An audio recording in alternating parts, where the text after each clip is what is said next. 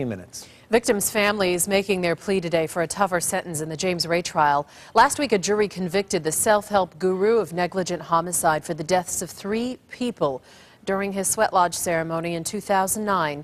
As ABC 15's Eric English tells us, jurors must now decide how James should pay for his crimes.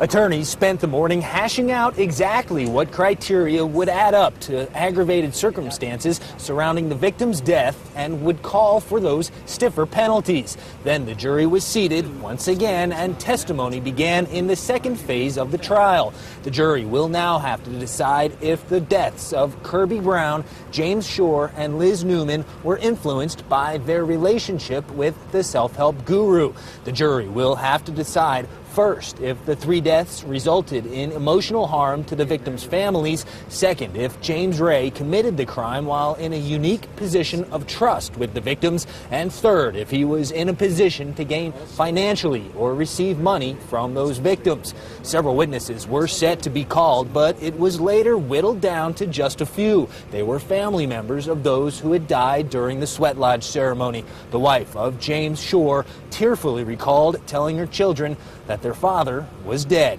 I just had to do it. I just had to say, your dad's dead. And they just started screaming. You know, he could see in my face and that I had been sitting there crying all night. And he just started screaming, and the wailing and the sounds, I will never get that out of my mind. The sounds that can come out of a very small child. Eric English, ABC 15 News.